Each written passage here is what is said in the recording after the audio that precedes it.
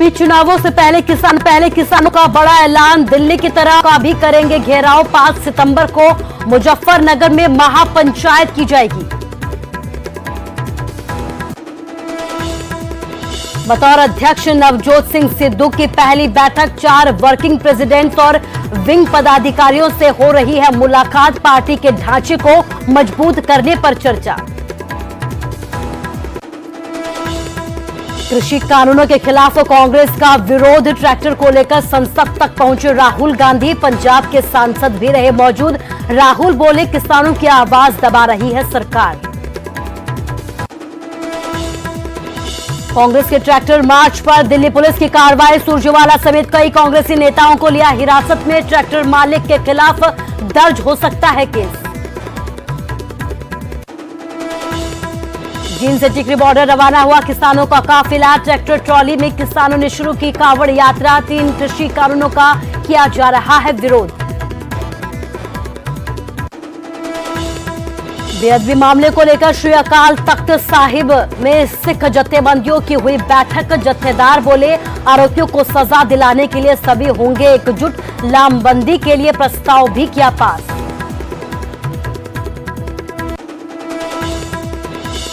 हरियाणा में खेल gradation certificate में बड़े स्तर पर फर्जीवाड़ा। करीब 2500 सर्टिफिकेट मिले फर्जी। सरकारी नौकरी पाने वालों पर गाज गिरना तय। सीएम को भेजी गई रिपोर्ट।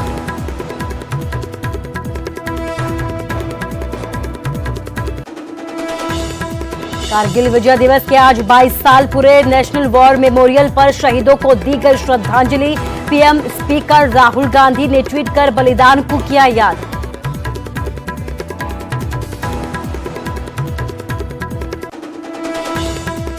हिमाचल में मौसम फिर बरपाएगा कहर। 4 दिनों तक भारी बारिश का अलर्ट। मौसम विभाग ने जारी किया ऑरेंज अलर्ट।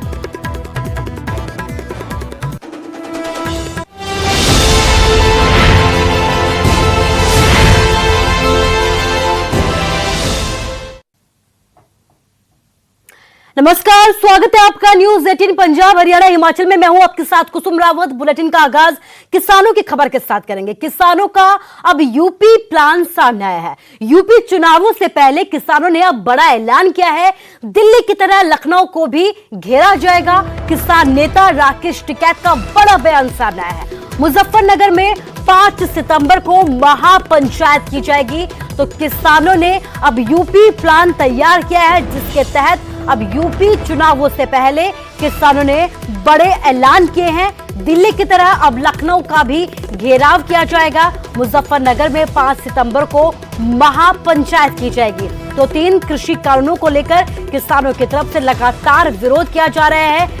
नई रणनीतियां तैयार की जा रही है और इसी रणनीति के तहत अब किसानों ने यूपी प्लान तैयार किया है। यूपी में कुछ वक्त बाद ही चुनाव होने हैं और ऐसे में चुनावों से पहले किसान अपनी रणनीति तैयार करने में जुट गए हैं। दिल्ली की तरह अब लखनऊ के घेराव की तैयारी की जा रही है और इसी के बीच आज लखनऊ में घेराव का बड़ा ऐलान किया है। किसान नेता राकेश टिकैत की तरफ से ये ऐलान किया गया है कि लखनऊ को घेरा जाएगा।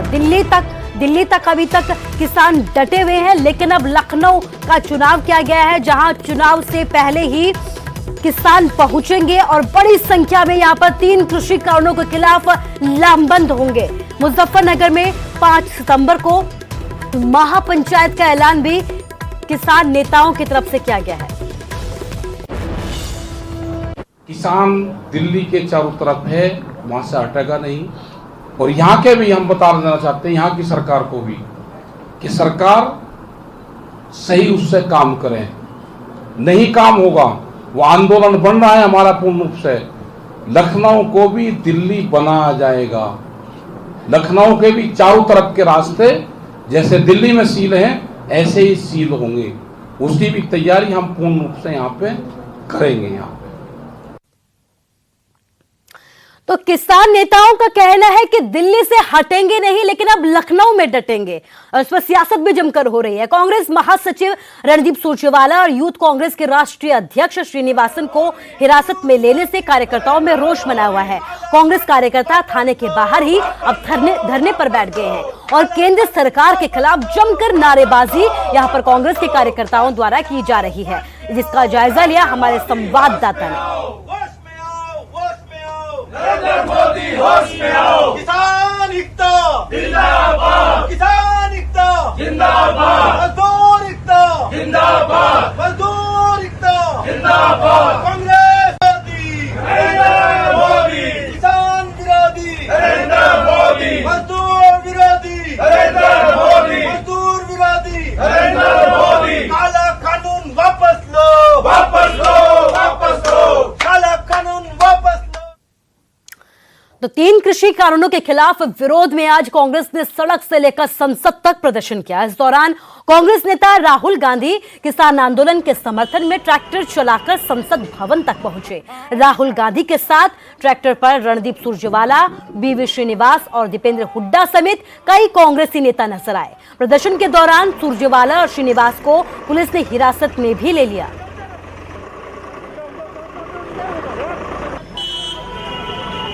इस देश का किसान अपने अस्तित्व की लड़ाई लड़ रहा है।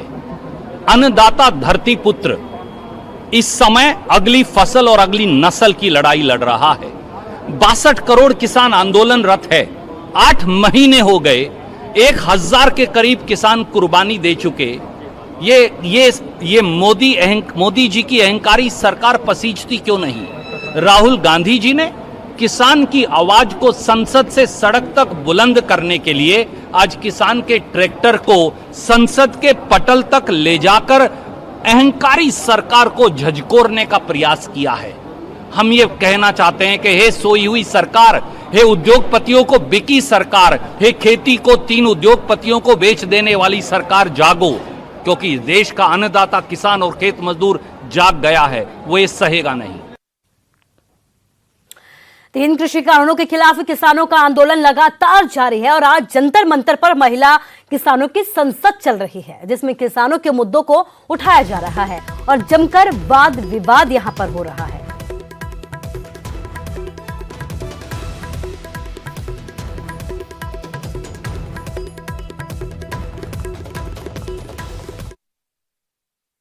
एक बड़ी खबर काल में 100% रिजल्ट रहा है। बिना परीक्षा सभी बच्चों को पास कर दिया गया है। 1350 बच्चों को मिले हैं 99% अंक। किसी भी छात्र को नहीं मिले 100% अंक।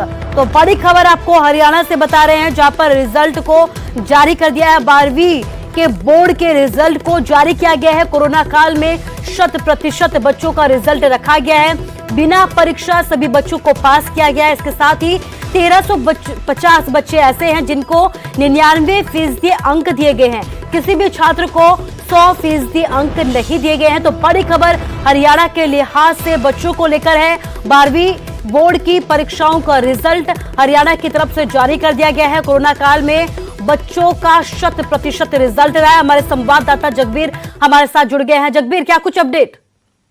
जी कुसुम, जिस प्रकार से कोरोना की दूसरी लहर पूरे प्रदेश में आई थी, देश में आई थी, उसी के चलते जो है इस बार 12वीं और 10वीं की परीक्षाएं नहीं हो पाई थी। कुछ रोज पहले शिक्षा बोर्ड हरियाणा ने जो है 10वीं का रिजल्ट घोषित किया था और आज 12वीं का रिजल्ट घोषित किया। बिना परीक्षा के कुसुम, हम कह सकते कि शिक्षा बोर्ड के लिए ये रिजल्ट तैयार करना और इसको घोषित करना अपने आप में एक बड़ी चुनौती थी, लेकिन शिक्षा बोर्ड ने इसके लिए एक विशेष फॉर्मूला तय किया और 2,25,000 के करीब बच्चों का आज जो है वो रिजल्ट घोषित किया, जिसमें 100% बच्चों को पास किया गया है।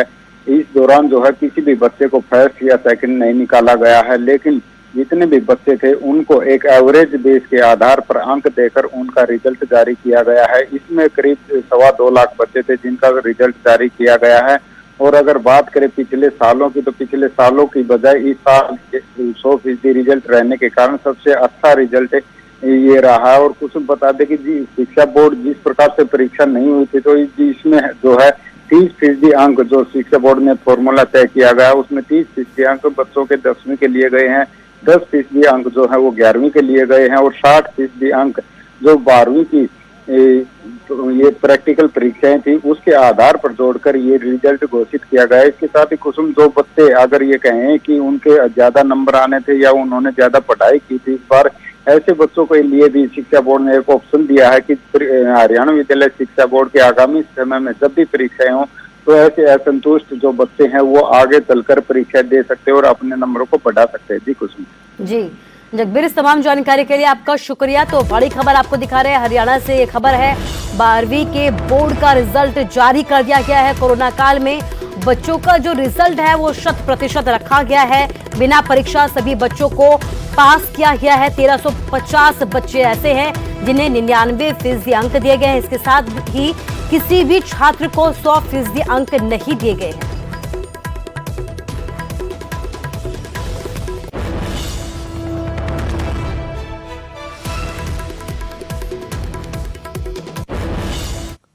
और एक और बड़ी खबर, हरियाणा में फर्जी खेल ग्रेडेशन मामले में बड़े फर्जीवाड़े का खुलासा किया गया है। करीब 2500 खेल ग्रेडेशन सर्टिफिकेट फर्जी पाए गए हैं। खेल ग्रेडेशन सर्टिफिकेट में बड़े स्तर पर फर्जीवाड़ा किया गया है। 2018 से 2021 तक करीब 5700 सर्टिफिकेट जारी किए गए थे।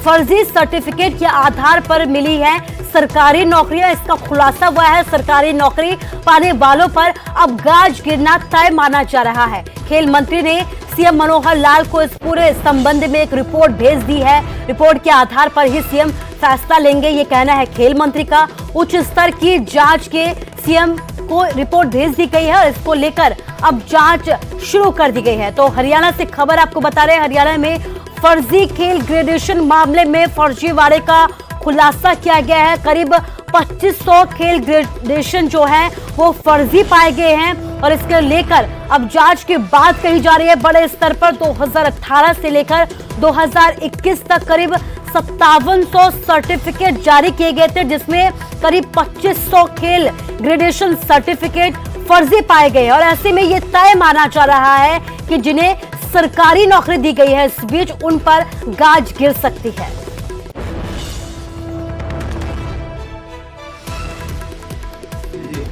स्तरीय जांच कमेटी का गठन किया था और उस कमेटी की रिपोर्ट पिछले हफ्ते आई है, जिसने 2018 से लेकर अब तक जितने भी ग्रुप सी और डी के सर्टिफिकेट इशू हुए हैं इनकी जांच की है।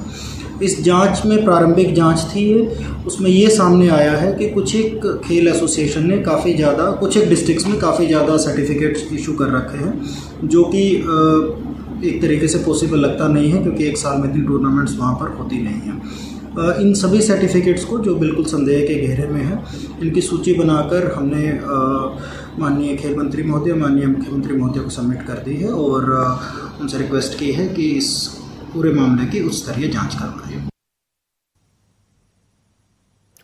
और अब बात मौसम की करते हैं। मौसम में फिर से अपना कहर बरपाएगा। 4 दिनों तक भारी बारिश का अलर्ट जारी किया गया है। मौसम विभाग ने यह ऑरेंज अलर्ट जारी किया है। राजधानी शिमला में सुबह से ही बारिश हो रही है, लेकिन इस बीच बड़ी बात यह है कि मौसम विभाग ने एक बार फिर से अलर्ट जारी किया है। चेतावनी दी है लोगों को कि मौसम एक बार फिर से अपना कहर बरपा सकता है।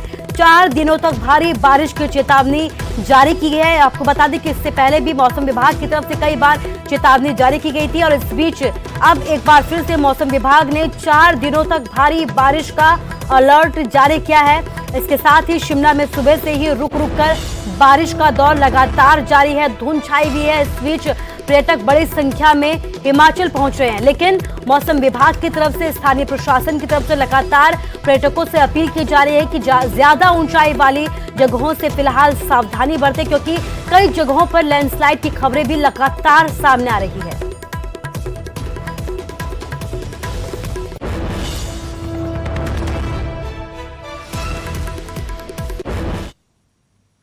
और इस बीच मानसून में अब तक हिमाचल में 196 लोगों की मौत हो गई। 401 करोड़ रुपए का नुकसान भी हुआ है। 381 बेजुबान पशुओं की मौत हो गई है। प्रदेश में बारिश की वजह से अब तक 32 संपर्क मार्ग ऐसे हैं जिन्हें खासा नुकसान पहुंचा है। एक नेशनल हाईवे भी बंद है। बिजली को भी खासा नुकसान पहुंचा है। 55 ट्रांसफार्मर ठप पड़े हुए हैं। तो मानसून की वजह से अब तक खासा नुकसान हिमाचल को हुआ है। खास बात यह है कि जनहानि का सामना भी करना पड़ा है। 196 लोगों की इस दौरान मौत हुई है। 401 करोड़ रुपए का नुकसान हुआ है। इसके साथ ही 381 बेजुबान पशुओं की भी मौत हो गई है। बारिश की वजह से प्रदेश में 32 संपर्क मार्ग और एक नेशनल हाईवे भी बंद पड़ा हुआ है। बिजली को भी खासा नुकसान पहुंचा है। कई घरों में बिजली नहीं पहुंच पा रही है। और फिलहाल यहां रुकेंगे एक छोटे से ब्रेक के लिए।